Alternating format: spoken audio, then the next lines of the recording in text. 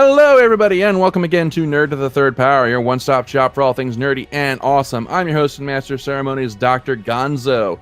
With me, as always, this epic quest of awesomeness is our resident anime gods, the Cat. Cat, how are you doing? I am doing okay, guys. I'm doing okay.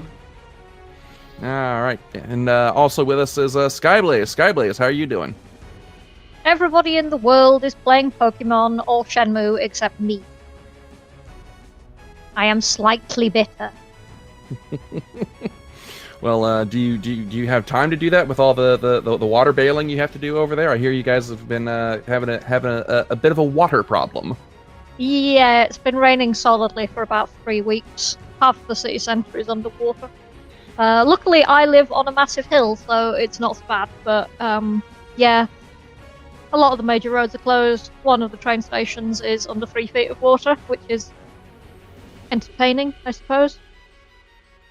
Yeah, it's kind of funny. She showed me a picture earlier today of the station, and the water is literally like up to the level of the platform.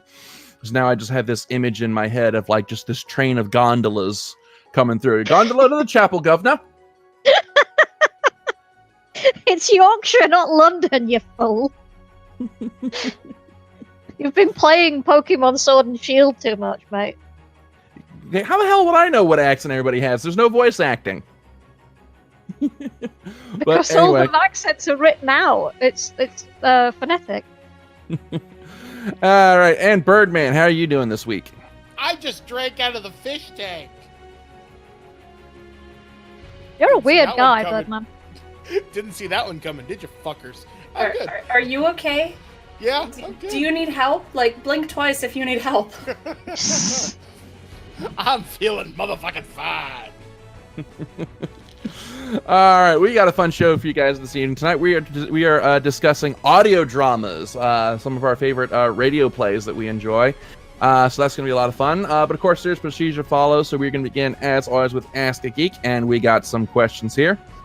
First question here, let's see, this one comes from Sheila, and she's got a few questions. First one is to Kat, although I'm also going to open up to Skyblaze because this is something that's in her wheelhouse as well.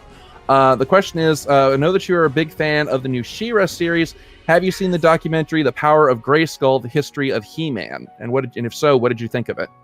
I have not seen this. I've seen the Toys That Made Us and then the He-Man as the closest documentary that I've gotten. Okay, well, I have seen it, and it's great. If you haven't seen it, you really should. Skyblaze, what about you? Have you had a chance to avail yourself of this? I have seen it. I've not seen the last kind of 10 minutes, because I think I had to go out, and I've not got back to it yet. But yeah, I've seen most of that documentary. It was pretty good. Left some pieces out. There was some of it that was a bit confusing. Yeah, they didn't explain some things all that well. But it wasn't bad. Okay, and she's got a second question here for me, and that's the question is why I didn't have anything to say about She-Ra in our episode. And I think the thing that a lot of people either don't know or tend to forget is I'm actually the baby of this team. I was born in 1986, so I'm actually the youngest person on this team. So by the time I was old enough to appreciate cartoons, on a conscious level, He-Man was already off the air. Like, I have very vague memories of some of the local affiliates playing the new Adventures of He-Man, the one where he went into space. I am very sorry. You have my deepest and most profound sympathy. Also, I raised the bullshit flag to that because you are a year younger than me. Like, we are almost the exact same age. And I still watched it, and I lived in another country, and we didn't watch it on TV. We watched it, if I'm not mistaken, on Laserdisc or VHS. That's some serious nerd cred right there. Also, okay, well, the point is you had a ready supply. I had to go with just what the local TV stations were showing. I had we didn't have one cable ready back supply. then. I had one She-Ra movie ever. But when I was a real little kid, we didn't have cable. And God, I don't think we got a VCR until I was like 6. I can't remember. Like I said, this is when I was like real little. But like a lot of the stuff that was real big in the 80s, like G.I. Joe, He-Man, a lot of that stuff wasn't on my radar because by the time I was old enough to watch cartoons and really appreciate them, they were already off the air. I mean, the only reason Transformers was on my radar was because they were doing the Generation 2 reissue in the early 90s, and they were rerunning they had that repackage of the original 80s cartoon with that weird CGI space cube thing. Look up video of this damn thing on YouTube. It's trippy so as hell. strange. Yeah, It's trippy very as weird, hell. and it makes no fucking sense. No, I'm very much a 90s kid. The stuff that I hold nostalgia for is stuff like, the Nickelodeon stuff. Hey Arnold, Ren and Stimpy, Angry Beavers. So it's not that I hold any particular antipathy to the new She-Ra series. It's just He-Man was never on my radar. So when the new She-Ra series was announced, I was just like, okay, it's a thing, not my speed, but other people like it, and that's cool. I've had the I same still need to get problem. into it. I have the same problem with my husband because he was born in 1987. He's 4 years younger than me, and so I've had to explain a lot of the jokes that are from jokes about the old series or the references to the old series, and he just kind of looks at me when I'm howling with laughter, and he's like, "What?" Well, you see, this is a reference to, and I'm doing the thing that I'm famous for on this show. Going back to the sandwich. Yes, you bastard. So like I said, it's. I mean, I watched the first couple episodes of the first season, and it just didn't grab me. So that's really why I didn't have anything to say about it on the show, because I mean, I really didn't have anything to contribute because it just didn't hook me. So, but let's see. That's that. Let's see. Next question here. This is one that I'm going to open up to all the gamers in the audience here. This is one that just came in today. With the Game Awards coming up, what is your game of the year for 2019? So, Mike, let's start with you on this one. I actually filled out the form via Google today. One of my PR people sent out this tweet today about this. Game of the year, there are going to be 3 nominees from me, or at least 3 votes that I would hand out. I would give it to the Resident Evil 2 remake. Sekiro: Shadows Die Twice. Design is wonderful. It's a great Soulsborne style game, but I can appreciate it. And this one, I think is going to win simply because it's so weird, but it wasn't nominated for Game of the Year. Untitled Goose Game. Because that game is so much fucking fun. It's so stupid. I love it. And underappreciated indie gem. If you get a chance to play this, it's on the Switch and it's on Steam, and I think it may be on other platforms. Yeah, it's on Xbox Game Pass too, I think. My Friend Pedro is weird, but it's really fun. You basically have a talking banana who's named Pedro, and you fight in bullet time like The Matrix meets John Wick. And it's puzzle shooting. It's really weird, but it's a lot of fun. So yeah, those would be the ones I'd pick. Lesser extents this year. I'm trying to think of other games that were half-assed. Honestly, some of the best multiplayer I've played this year is Call of Duty. Because I really like how they've updated the engine, boots on the ground. It feels really good. Time to kill is great. They've do have some balancing issues, mostly with the 725 shotgun, which got another nerf today. And although the sleeper hit is Apex Legends, which was done by Respawn, the same guys who did the Titanfall series, and the same guys who just released Jedi Fallen Order. So those would be my picks out of the hop. But yeah, we'll have to see how it all shakes down in early December. All right, Skyblaze, what about you? What's your personal game of the year? It's a bit of a tough one. There's been quite a lot of really good games. There's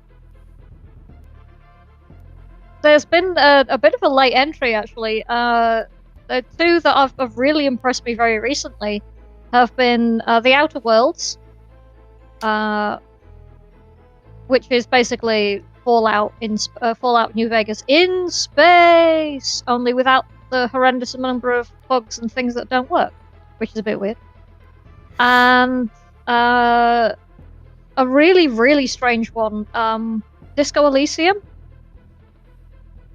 which is imagine a 1970s American cop drama set in a alternate steampunk version of the 1970s,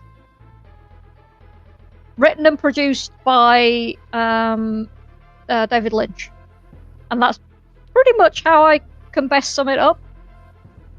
It's very, very weird, but it's also one of the best written games I've ever played. The writing is absolutely top notch. I can't get over how good the writing. Okay, all right. Well, let's see. For me, top 5 so far. Bearing in mind that my list is always pulled from games that I've actually played. So my top 5, going from bottom to top: Resident Evil 2 remake. Let's see. River City Girls. It's a kind of sequel to River City Ransom. Nice throwback to the old school beat 'em ups. Absolutely crazy presentation and a killer soundtrack. Link's Awakening remake, always tons of fun. Let's see. Number 2. Number 2 is a tough one. Because no, my number 1 is. No, the number 2 is Astral Chain.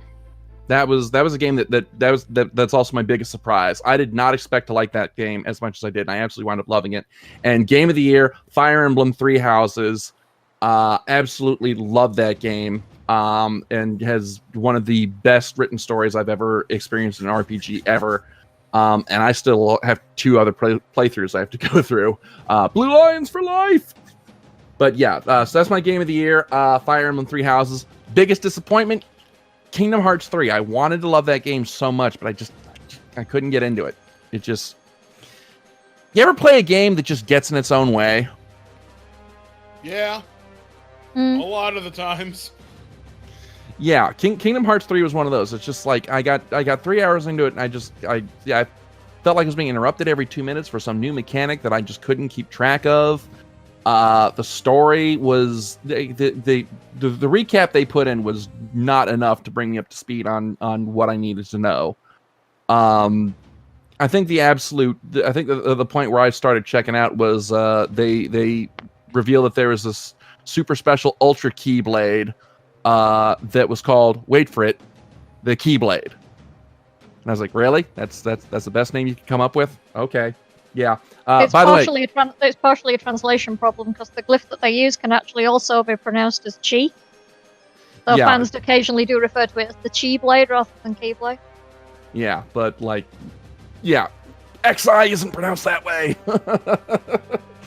But yeah, so it's just I don't know. Maybe I'll go back and give it another shot. But I couldn't get into it. The Toy Story world was fun, though. I will say that. I had a blast with that, but then I got into the Tangled world, and I'm just like, why am I here? But anyway, let's see. A lot of the couple of kind of lesser known gems that are worth checking out. Cat Quest 2 came out on the. I know it's out on the Switch. I think it's out on the PC as well on Steam. That's great if you want a fairly simple, old school Legend of Zelda-y type RPG. And SteamWorld Quest, the Hand of Gilgamesh, also on Switch. It's a very short, kind of card-based RPG, but it's really, really fun. I had lots of fun playing. So those are worth checking. Okay. And our last question here, let's see. This one comes from Megan, and she asks all of us, what are we most looking forward to in 2020? So, Kat, let's start with you. What is the movie, book, whatever that you're most looking forward to in 2020? Oh God, I can't think that far ahead. I mean, there's got to be something, right? Another Marvel movie. Black Widow. Falcon and Soldier. I wish I was looking forward to Black Widow, but I'm not. It's kind of hard to get invested in that after knowing what happens during Endgame, isn't it? It's really just that, like, I don't know anything about it, so I'm like, okay, whatever. But yeah, there's a lot of stuff that's going to be coming out on Disney Plus that I'll be interested in. But honest to God, I'm just trying to survive this year. I know there's stuff coming out next year that's going to be exciting, but honestly, like, I'm just trying to make it there. All right, fair enough. Mike, what about you? What are you looking forward to in 2020? Two things. Definitely looking forward to the Final Fantasy remake in March. That'll be exciting to play, even though it's only the first part of however many games. Although the big one I'm looking forward to, because I just reviewed the role-playing game from R. Talsorian, Cyberpunk 2077. That will likely be one of the best games of this generation. If The Witcher 3 was any indication of the quality that CD Projekt Red can put out, it's going to be fucking awesome, dude. I went reading the role-playing game this past weekend, reading the world of Cyberpunk, and it's so much more intense than, say, something like, say, Shadowrun is, which is another Cyberpunk role-playing game. I like the world a little bit better almost in some ways than Shadowrun, and that's a radical departure from my thinking of previous years. So yeah, Cyberpunk's something really, really looking forward to. Falcon Winter Soldier, when that comes out next fall. Black Widow I'm looking forward to because I love the villain Taskmaster. He's always been one of my favorite bad guys. Because I think it's awesome. He has a sword and shield and he looks like a skull. So yeah, that's pretty much what I'm looking forward to. All right, Skyblaze, what about you? What are you looking forward to in 2020? Oh, wow, let's see. Vampire the Masquerade Bloodlines? Oh yeah, I forgot about that. Yeah. Assuming that it does come out, Beyond Good and Evil 2. I'm looking forward to actually playing Persona 5 Royal in English. That would be nice.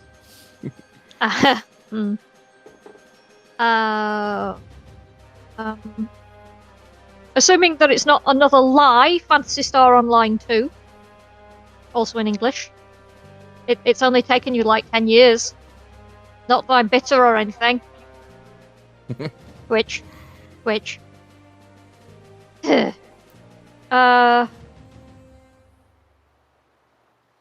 Whenever System Shock comes out, that's supposed to be isn't that 2020? I have no idea. Like, are you talking about System Shock 3? No, the remake. Okay, well, I haven't heard anything about the remake, and I haven't heard anything about System Shock 3 either. Like, they put out the trailer and then like nothing. And then it disappeared. Yeah, there were some films as well, but I can't think of what they were. My brain is melting. It's quite late here. Well, let's see. As far as me, things I'm looking forward to, like Mike mentioned, the Final Fantasy VII remake. I'm also looking forward to Persona 5 Royal. Also, Persona 5 Scramble, which I'm eagerly anticipating. Let's see. Other things that I'm looking forward to. Of course, the second round of the Smash Brothers Ultimate Fighters Pass. Eager to see who the next 5 fighters are going to be. And let's see, outside of games, I'm really interested in the Netflix Witcher series because I started playing The Witcher 3 on the Switch and got really into that universe. So I'm kind of interested to see what they do with that mythos in the Netflix series. As I understand it, they're basing the Netflix series more on the books than the games. So the series comes out next month, right? Well, I mean, we've already set a rotation, so that doesn't do me any good right now. Okay. Yeah, and you have no idea how busy my holidays would be. I'm probably not going to be able to watch TV again until, like, February. I know that feeling. Oh, God, do I ever. Yeah. So, yeah, looking forward to that. So, yeah, that's pretty much what we're looking forward to in 2020. And that's pretty much all the time that we have for Ask a Geek this episode. Thank you, as always, for sending them in. You can send them to us through the email at drgonzo@nerd of the third power. Love getting your questions. Love reading them on the air. So go ahead and get your questions in. You just might get yourself on the show. And so with that, we are going to jump right into the meat of our episode with our discussion topic for tonight, which is audio dramas and radio plays. Something that has a long and rich history and surprisingly is still around in a big way in the modern age. So, yeah, this is going to be kind of interesting discussion. Talk about some radio plays that we listen to that we absolutely love and adore.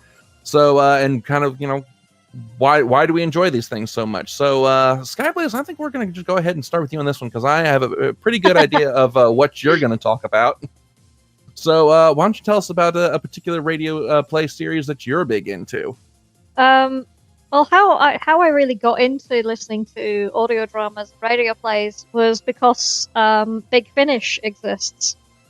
For those that don't know, Big Finish are a company in the UK that started off by producing audio dramas for Doctor Who. And they did actually manage to get several of the actors, including some of the previous Doctors in, to reprise their roles, and some of the previous companions. And they got some of the writers who have been producing books for Doctor Who for many years.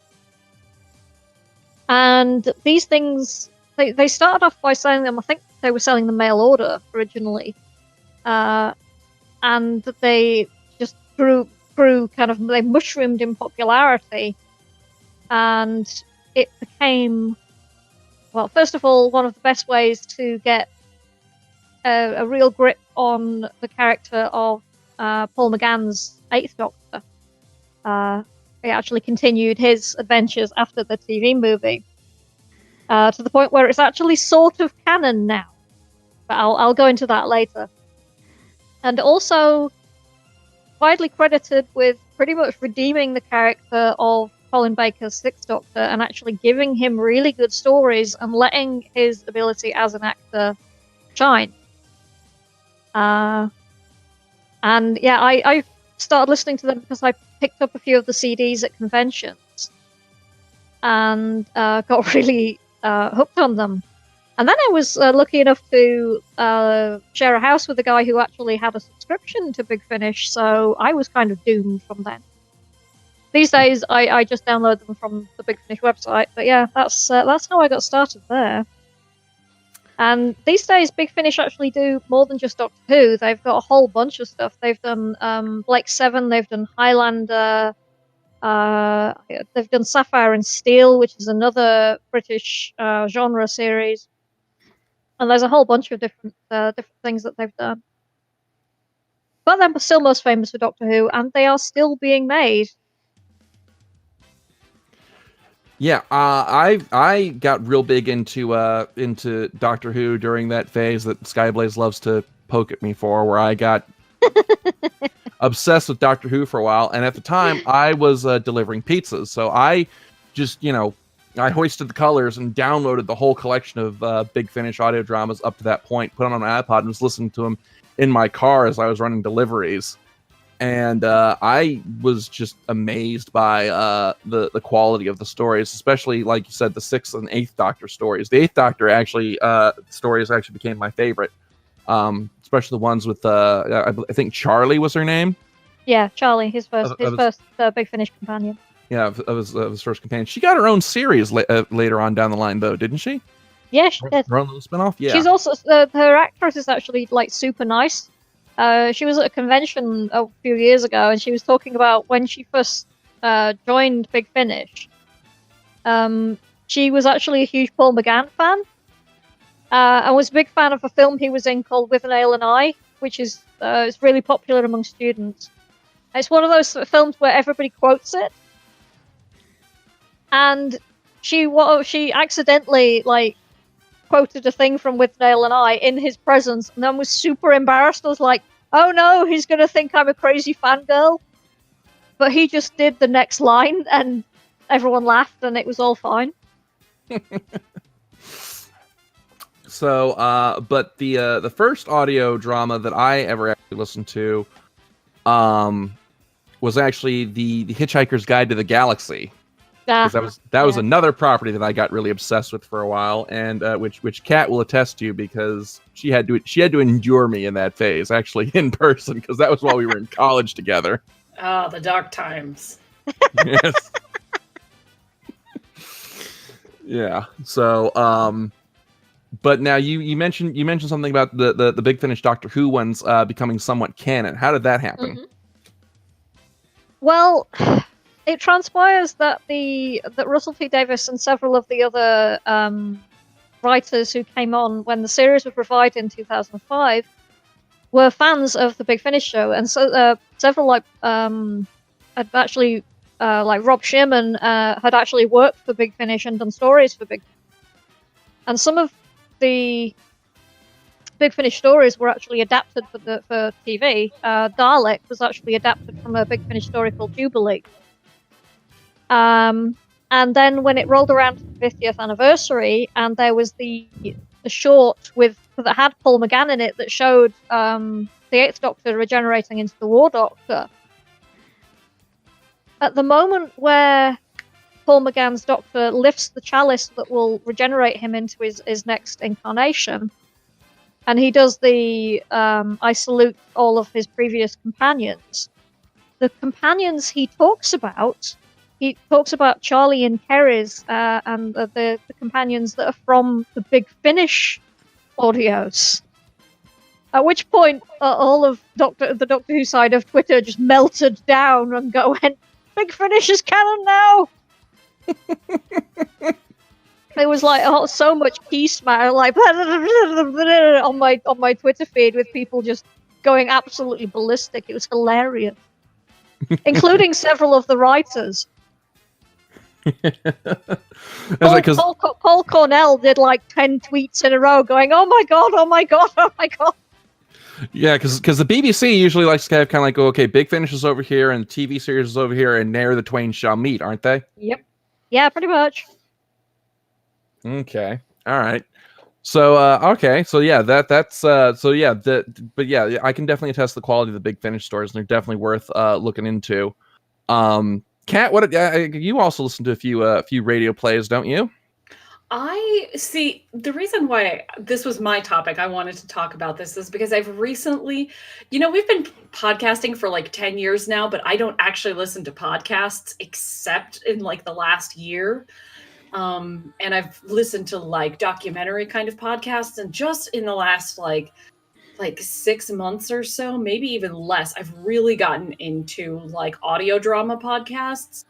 And so I'm really fascinated by how the physical media itself has changed, like how this went from we started, radio plays as things you'd listen to on the radio, and then you were talking about Big Finish being like a mail to your home kind of thing, and now we have podcasts.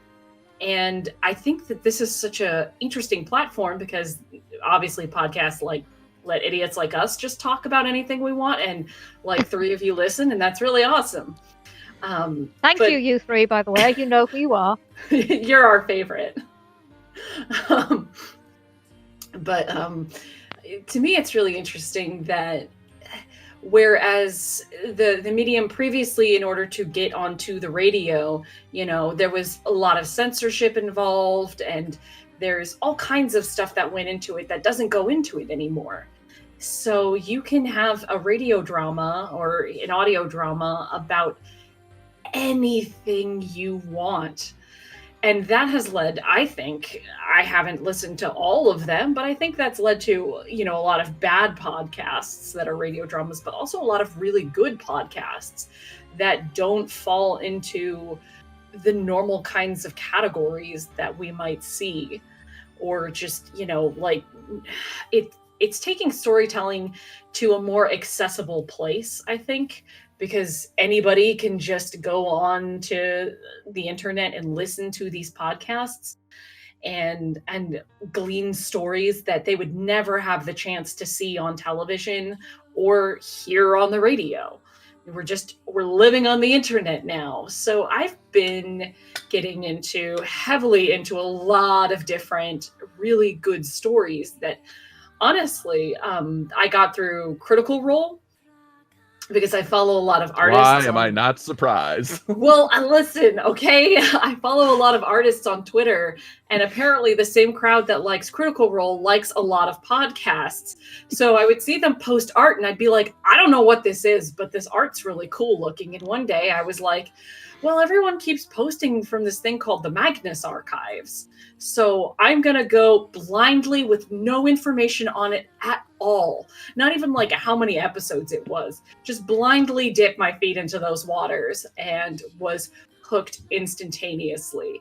And if you've never listened to the Magnus Archives, it is a horror podcast. And I don't actually like horror, but I was immediately hooked on this series. It's the story of a guy. He works for a place called the Magnus Institute, which it's a fake place, and they study the paranormal.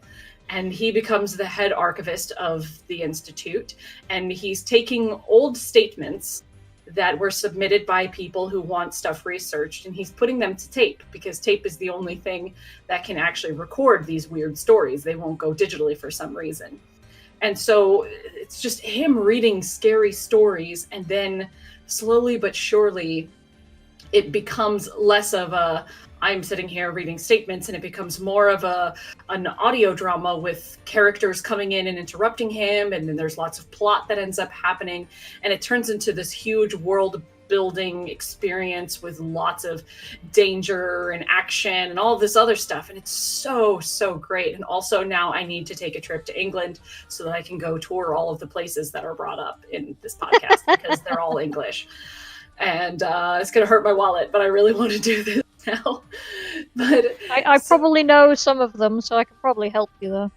Yeah, I mean, if you listen to it, you will be like, I've been there. I know where that is. Probably. So this sucked me in, like nothing I've ever experienced, into the concept of audio dramas, because I've never really been in that headspace before. Like, I've never really preferred to listening to podcasts over watching TV. It's just never been there for me. But it's really easy for me to listen to podcasts at work. So listening to these audio dramas while I'm at work and, just doing busy work became very, very easy. And I think that's part of what is so appealing about it, is that, like you said, you were driving and listening to it, and I can do it while I'm working. It's so very accessible. Okay. All right. It's one of the nice things about, because I suffer from persistent chronic headaches and migraines. And there is literally like nothing I can do physically when I have a migraine except lay there in the dark. But I can, if I turn the volume right down, I can listen to audio dramas. So having a bunch of Big Finish audios on my Kindle Fire is how I cope with having a migraine without going screamingly insane. Okay. Birdman, you've been quiet. Are there any audio plays or radio dramas you like to listen to? Not so much, actually. I mean, I've listened to a couple audio books. I've more produced these things than I have actually listened to them. If I had to name two favorites, it's kind of cliche, but it kind of kickstarted it all. The War of the Worlds by Orson Welles, way back in the 1930s. Fantastically presented, acted, and, well, it fooled a bunch of people. So the power of media and compelling storytelling. A more contemporary example, however, would be a wonderfully assembled cast of World War Z, which is a sort of a collection of short stories read by an all-star cast, including Mark Hamill, Alan Alda, etc., talking about the zombie virus that attacks the world and how they kind of deal with it. And it goes in some pretty dark directions. Yeah, that was amazing. That's another one that I listened to. Okay, so for those who only know World War Z from the movie, first off, we are very sorry. Oh God, yes. Second off, the original book has a very unique narrative structure. It's not told as one continuous story, but as a series of after-action interviews with people recounting their experiences during the war. So in this audio play that Birdman's referring to, they got a different actor for each character recounting these stories. And it was phenomenally put together. The selling point for me was Alan Alda, because I'm a huge fucking MASH fan. But then when I recognized Mark Hamill in there, I was like, oh, hey, it's the Joker. Yeah, I mean, I first got into it. I was interviewing Max Brooks at a Toronto Fan Expo a number of years ago, probably at least a decade now. And he was telling me before the interview about the audio drama. So I downloaded it on my then iPod, and I just had a wonderful experience with it because I listened to it going on a bus ride down to Texas, I think it was, and that's a 37-hour bus ride that you don't want to do, but it's fun. Then the other audio dramas that I like, I've listened to some of the Big Finish stuff. I listened to the Dresden Files, which are really, really cool. But like I said, most of my experience comes from producing these. As many of you know, I went to college for radio, television, and film in my second year of where I did my stream I was going to go into. I went to radio presentation at Niagara College. We had to produce a 15-minute audio drama. And I produced one called Wrong Guy, Wrong Time, where I basically took the cast of the idea behind Die Hard and inserted my friend Dave into it, and I put as many 80s and 90s cliches into it as I possibly could.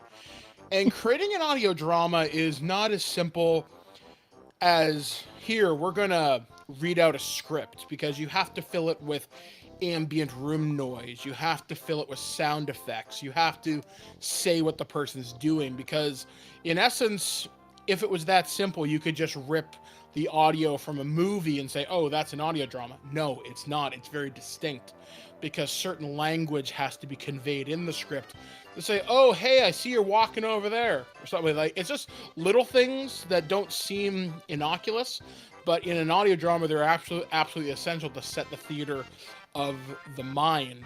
So, you know what? You know what's actually a really good example of this. If you want to get, if you don't know what he's talking about, but you want to get a real clear-cut example of this, there were actually a pair of radio dramas for the first two Star Wars movies, A New Hope and The Empire Strikes Back, full radio plays, and they had to use a lot of these radio tropes in order to make it work. So there's a lot of this, hey, come over here, or who's that over there across the street, or people visually describing, verbally describing what's going on, and yet still actually making a compelling 24-foot monster with yellow spikes and knobbly knees coming towards us. Not that cheesy. It's actually still really well acted.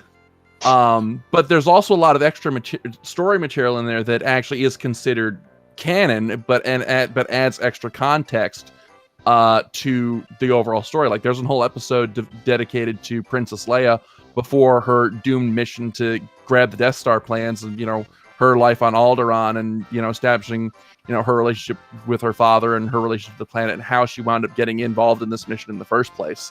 So if you want a real good radio play to kind of illustrate some of the stuff that Birdman's talking about here, check those out, the Star Wars radio dramas.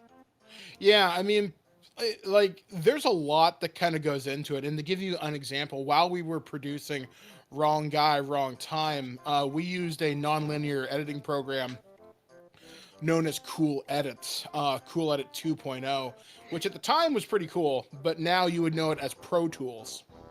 And each layer, or each track, is an audio layer. So you could put music on one track, sound effects on another.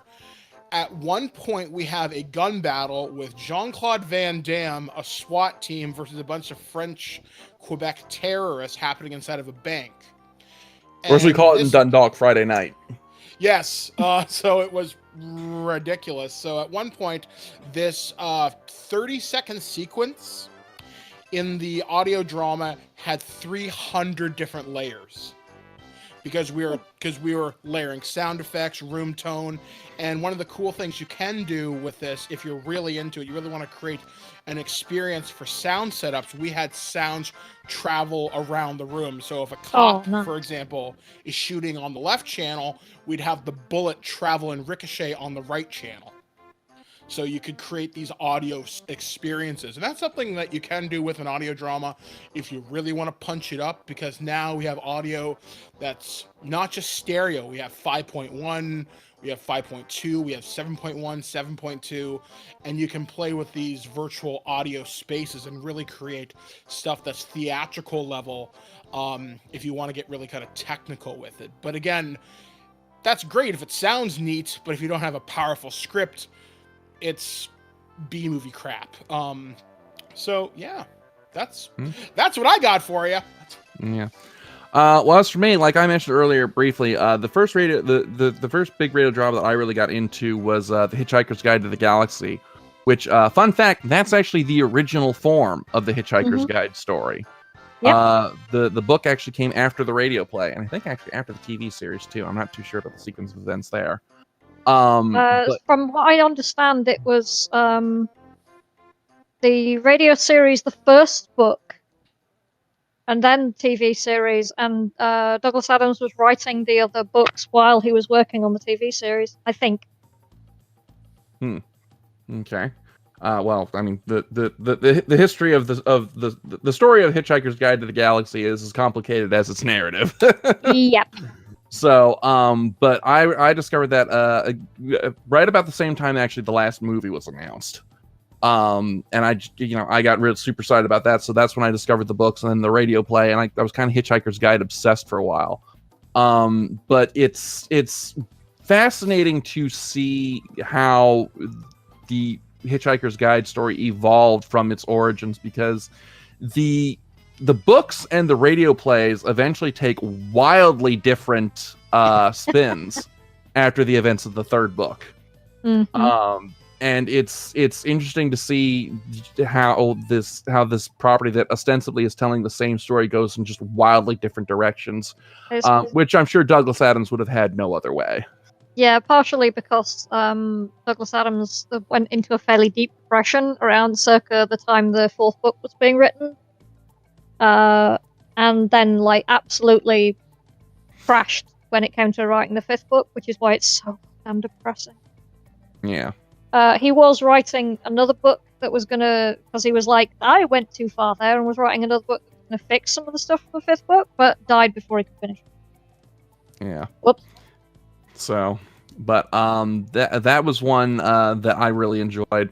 And then there was this is one that might be up Cat's alley, but it's something I only ever found once, and I've never been able to find it again. But I think I mentioned this before. But for the last 2 years of high school, I actually went to a boarding school in Virginia. It was in a podunk little town in the middle of nowhere called Newmarket, Virginia. The whole town is literally just a street of antique stores and one bookstore, and that's where I spent most of my free time. Well, they had an audio cassette section there where people would kind of trade in like old audio cassettes, and I found in that little section there an audio play of The Hobbit, not an audio book, a fully acted audio play. And I bought it and I ran the tape out until it finally wore itself out, and I've never been able to find it since. But I remember it was superbly well acted. It came on 8 cassettes because it was the whole story on a complete. There was no material cut. I mean, obviously it wasn't like, it was abridged in the sense that you didn't have Tolkien's narration, but like all the dialogue was true to the book. It was superbly well acted. So if anybody out there knows what I'm talking about and can point me to a digital archive of it, I would. Sure it's not the BBC radio adaptation? I don't know what it was. Like I said, this is back when I was in high school. So, and when I bought it, it just came in this unmarked case, and I don't have the cassette anymore, so I couldn't look at the logos on it and tell you. Right, I've just sent you a link. See if it's that. So, yeah, I might have found it for you, because I know that there was a BBC Radio one produced, so it might be that one. This is it. Yeah, this is it. This is it You're exactly. welcome. Oh my God, I now promise you my firstborn.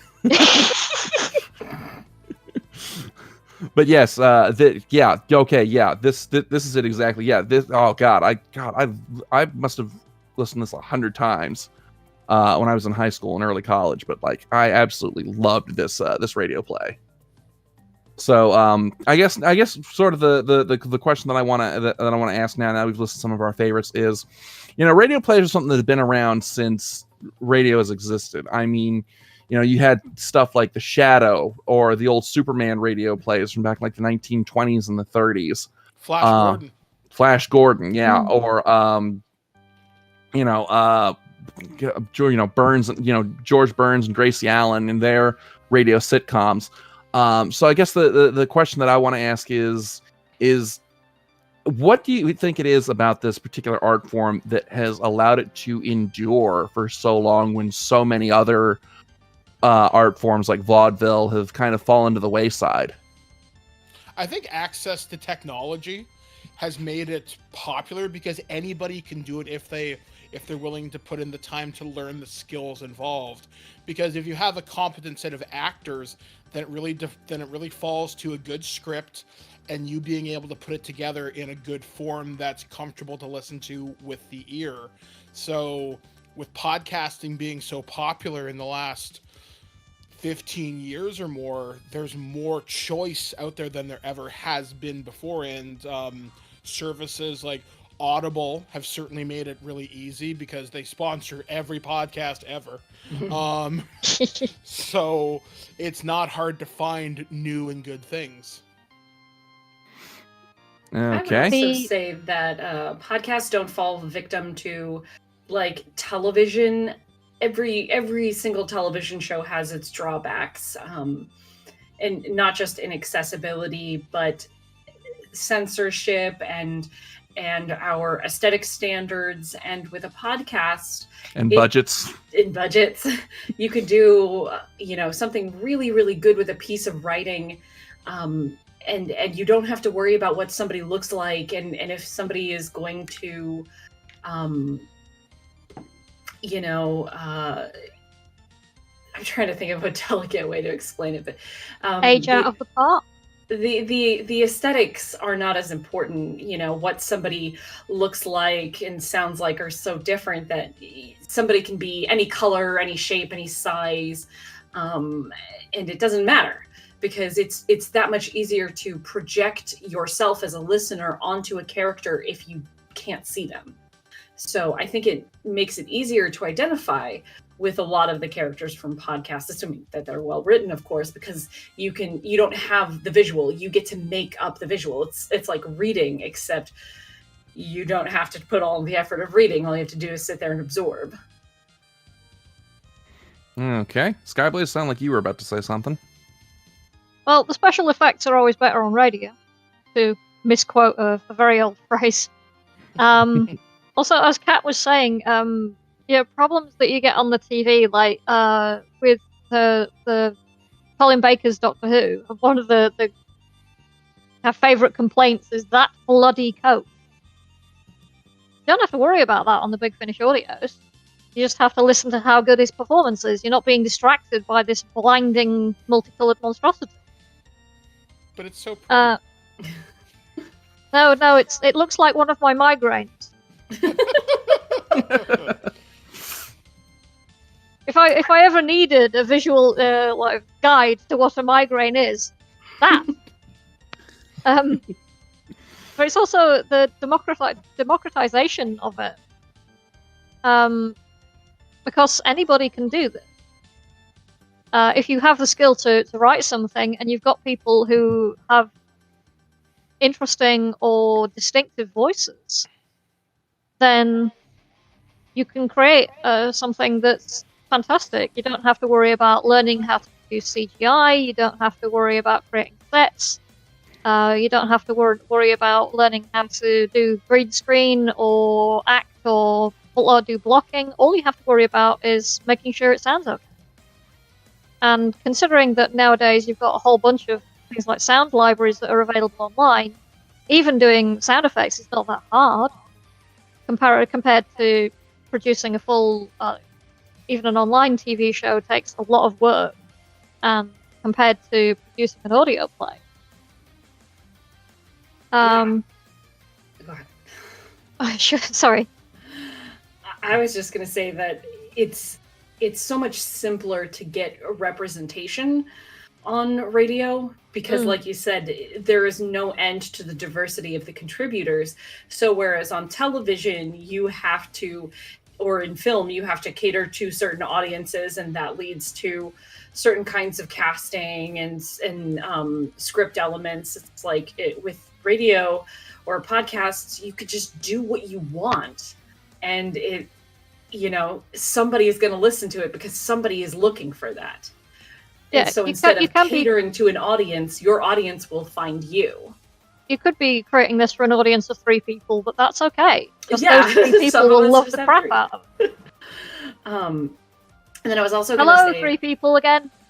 you're the best 3 people ever. So like you were saying, with all the things you don't have to learn, it forces you to fixate on the writing.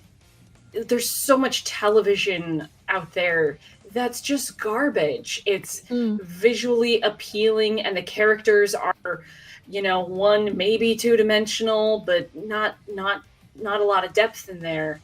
And they're putting out content that it's fine, but maybe the writing could be a lot better. I'm looking at you, every CW show ever made.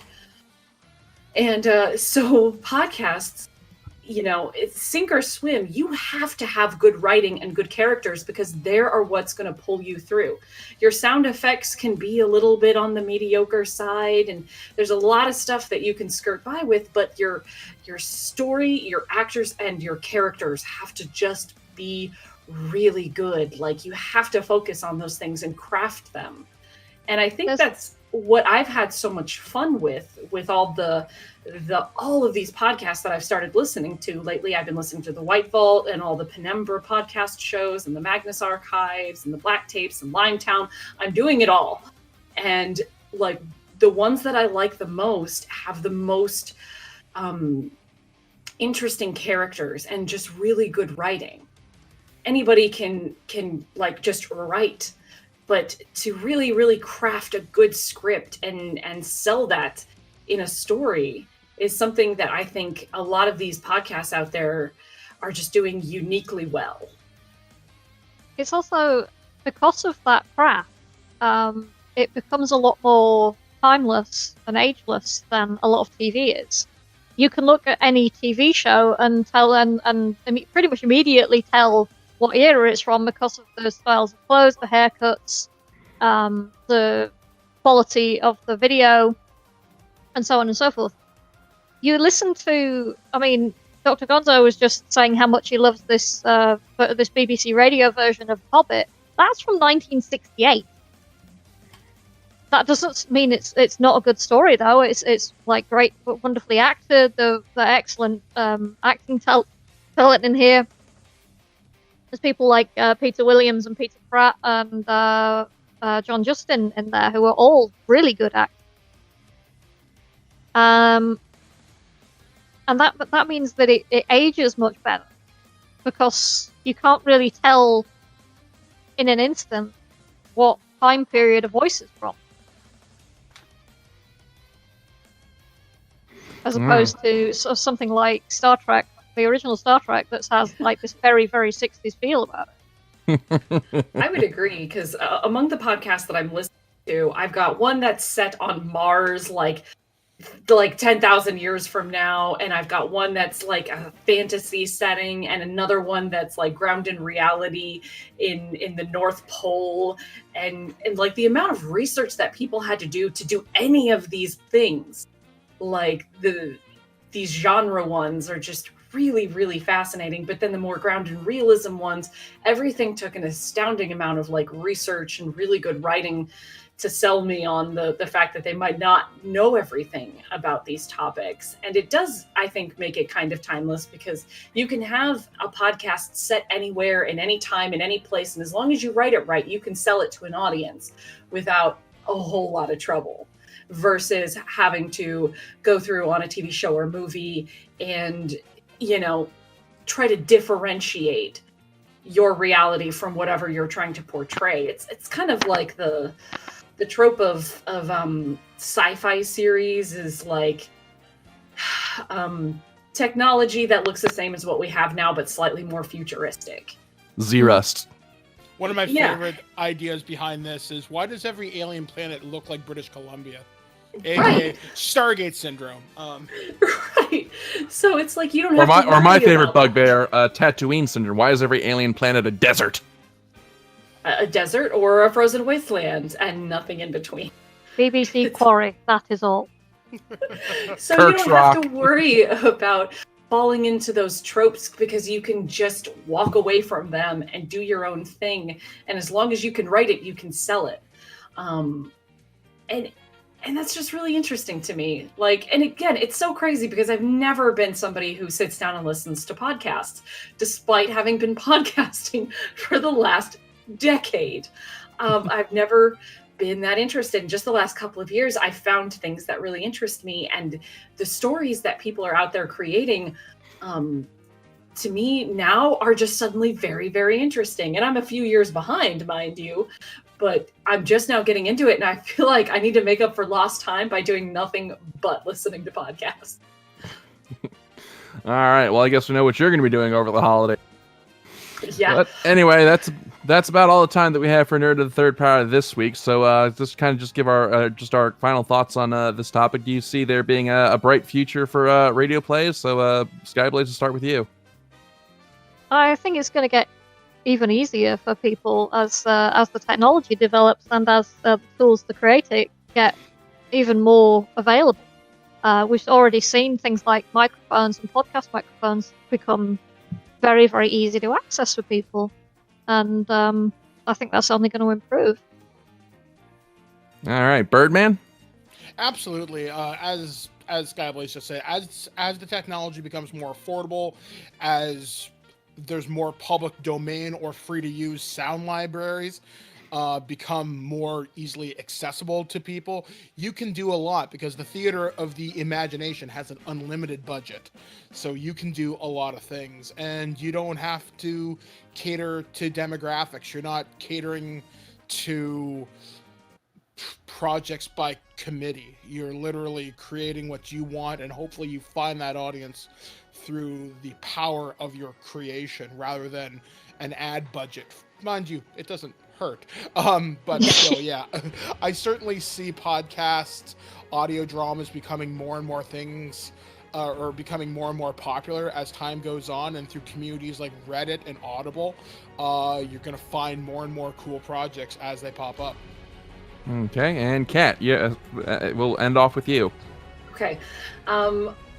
I think they're going to get more and more popular. I think it's a great thing, especially like everybody else said, the technology is getting easier and more accessible for everybody to use. I think this is going to drive in the direction of young people creating this content. And by that I mean like 40 and under. 30s, people in their 30s and under, because I think we're just a little bit more savvy with computers and staying up with the technology, just as on a general rule. So I think that it is going to be such a nice shift from television and movies, where it's, created by executives, like Birdman said, by committee. Instead, we're having individuals of all demographics all across the world coming up with ideas and having the tools and the technology out there in front of them. And I think it's such a great opportunity for young people to get their stories out, and for people of all shapes, sizes, colors, genders. Everybody can get their story or see themselves in characters, because it's so easy now to get your story out there. So I think it's going to do a world of good. I think it will probably take a long time, but I think it might start to just maybe start to not outrank the predominance of television, but it's probably going to end up in the long run doing a better job of creating good material. Its own niche. I think it's going to create more fulfilling material, basically. I think, granted, this is an anyone can do it kind of deal, so you have to sift through a lot to find the gems, but when you find those gems, they are so much better than anything that I've seen on television in a long time. All right. Well, I've got nothing to add to that, so Well, I've got nothing to add to that. So that's all the time that we have for Nerd of the Third Power this week. Thank you as always for listening in. We'll see you guys in 2 weeks. As always, I'm Dr. Gonzo. I'm the Cat. I'm Skyblaze. I'm still drinking out of the fish tank. We needed to have a talk about your off mic behavior here, Mike. We'll see you guys later. Taka, play us out.